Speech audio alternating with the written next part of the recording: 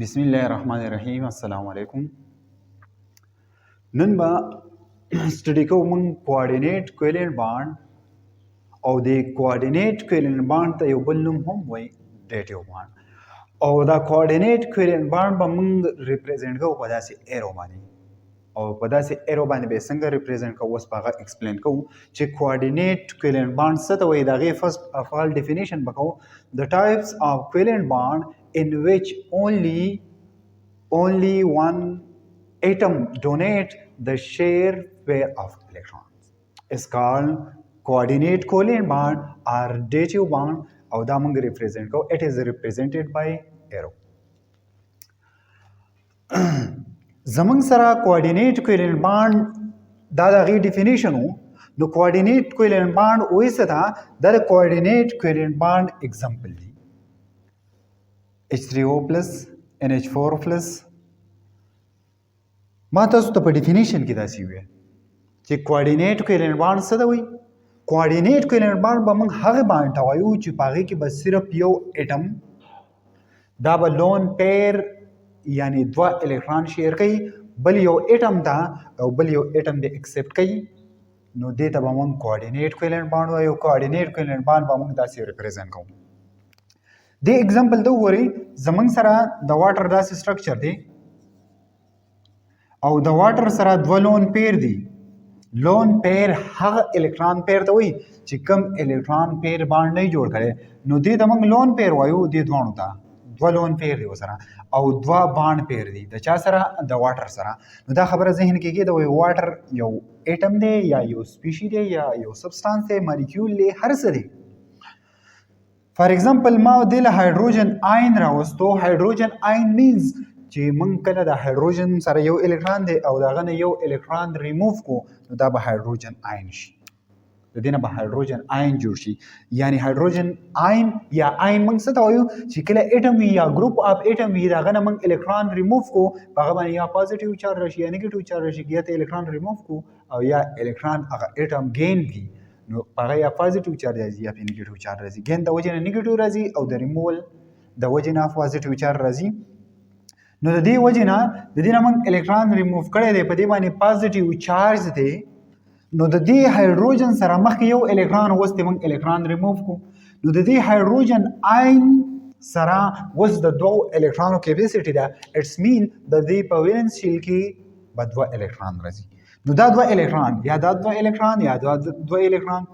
دا دوه الکترون شیر کی د چا سره د هایدروجن آین سره او یو بانډ جوړ کی هغه بانډ ته موږ وایو کوارډینیټ کویلنټ بانډ په دې کوارډینیټ کویلنټ بانډ کې به یو سپیشي یا یو اټم دوه الکترون شیر کوي بل یو اټم ته نو دې الکترون شیر کو دې یو اټم ته نو دې بانډ ته به موږ کم بانډ وایو دې بانډ ته به موږ کوارډینیټ کویلنټ وایو कम बांड बहुत है coordinate covalent bond coordinate covalent bond बा मंग देतो है ठीक शो कोऑर्डिनेट कोवेलेंट बांड बहुत है उस दे द्वेम नंबर एग्जांपल तो वरा जमंग सरा द्वेम नंबर एग्जांपल से दे NH4 दे द NH3 दा स्ट्रक्चर दे फॉर एग्जांपल द NH3 दे دا NH3 دی یو هایدروجن اټیچ دی د تبل هایدروجن اټیچ دی د تبل هایدروجن اټیچ دی او دا سری د دې سره دلته لون پیر دی یا اوس دلته لون پیر دی لون پیر هغه پیر ته موږ وایو چې کم الکترون پیر باندې نه جوړ کړي هغه ته موږ لون پیر وایو نو څنګه چې د دې سره هایدروجن آین راغلیو د قشان هم د دې سره دلته هایدروجن آین راشي او د دې سره چې دا کم لون پیری دا د هایدروجن آین ته واخلي نو چې کله هایدروجن آین ته د لون پیر واخلي نو دې بانډ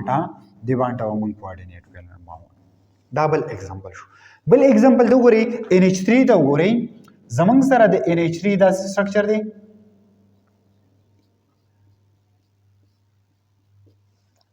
او NH3 سره د نایټروجن سره یو لون پیر دی او بل سره BCl3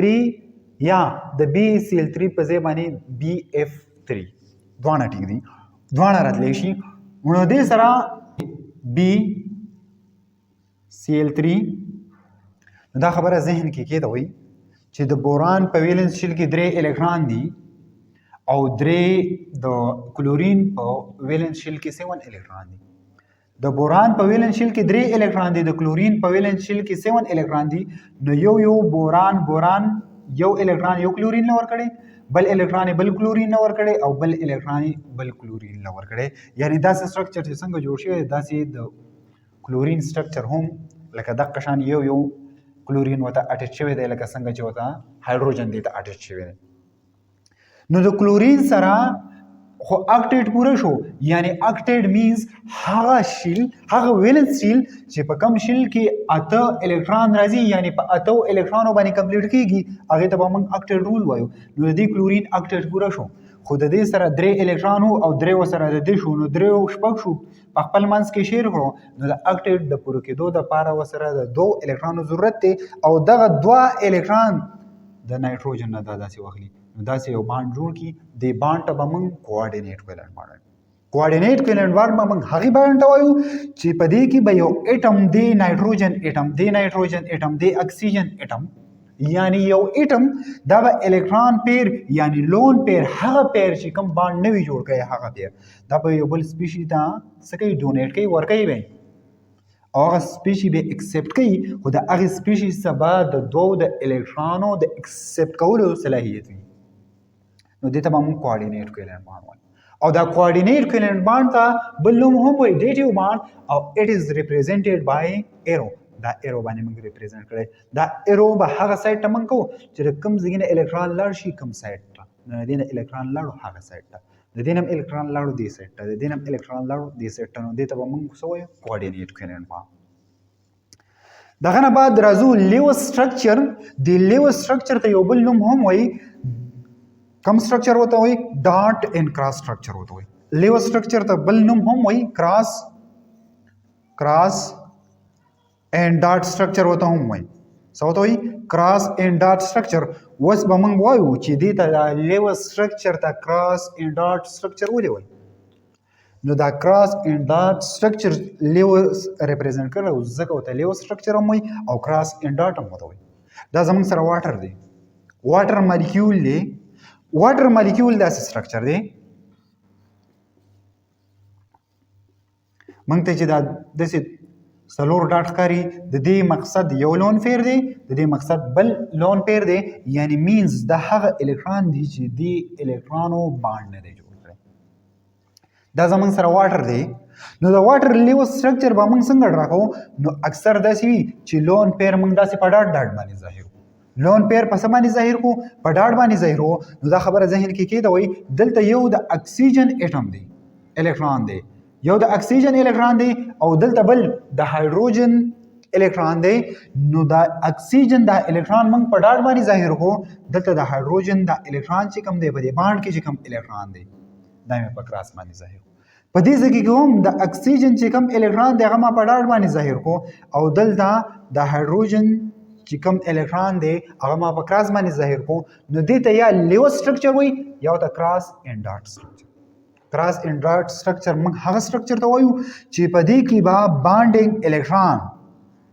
یو به په ډاټ باندې ظاهرو بل به په کراس باندې ظاهرو. CO2 ته وګورئ، د CO2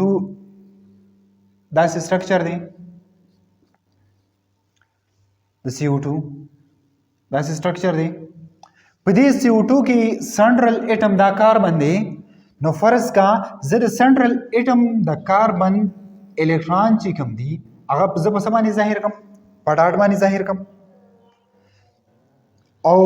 د دې ځای چې کله دا یو سایډ هم په ډاټ باندې ظاهر کو، نو د کاربن دا بل سایډ به هم موږ په ډاټ باندې ظاهرو. دا خبره ذهن کې کېده وایي د کاربن ټول الکترون موږ په ډاټ باندې ظاهر کو په بانډ کې، نو د اکسیجن هغه په کراس باندې ظاهر کو، د اکسیجن هغه په کراس باندې ظاهر کو. نو دا زموږ سره ډاټ اینډ کراس پروډکټ دی د چا؟ د CO2. بیا تھرڈ نمبر एग्जांपल ले H2S. نو H2S स्ट्रक्चर داسې دی، هایدروجن اټیچ شوی دی د S سره او داسې ورته بل هایدروجن هم اټیچ شوی دی. نو دا خو لون پیر دی، د دې سره دوه لون پیر دی. لون پیر هغه پیر ته موږ وایو چې کم الکترون باند نه جوړ کړي، هغه باند ته به موږ هغه الکترون ته به موږ لون پیر وایو نو اوس په دې ځکه کې سنگل بانډ دی دا یو بانډ یو هایدروجن دې سایډ ته دی بل هایدروجن دې سایډ ته دی او په منځ کې اس دی نو اوس ګورو چې د دې کراس اینډ ډاټ سټرکچر یا لیو سټرکچر دا به موږ څنګه دغه کوو نو د دې کراس اینډ ډاټ سټرکچر یا لیو سټرکچر به موږ داسې ډرا کوو دی خو ګورئ دا هایدروجن دی هایدروجن ما په کراس باندې ظاهر کو د دې اس چې کوم الکترون دی هغه ما په اس باندې ظاهر کو دا خو لون پیر دی لون پیر خو موږ ظاهر کړی دی په څه باندې په ډاټ باندې دا په کراس باندې هم ظاهرولی شي بیا د دې هایدروجن سره چې د دې اس کم الکترون شیر کړی دی نو هغه به موږ په څه باندې ظاهر کو په ډاټ باندې او دا بل به په کراس باندې ظاهر کو نو دا H2S کراس اینډ ډاټ پروډکټ نو موږ به چې کله یو کراس اینډ ډاټ پروډکټ معلومو نو په هغې کې چې کوم بانډز وي په هغې کې هر یو اټم تاسو په ډاټ باندې ظاهر کو نو هغه دویم به په کراس باندې ظاهر کو نو ضروري خو دا ده چې اول موږ له دا پکار وي چې زموږ سره کم سنټرل اټم وي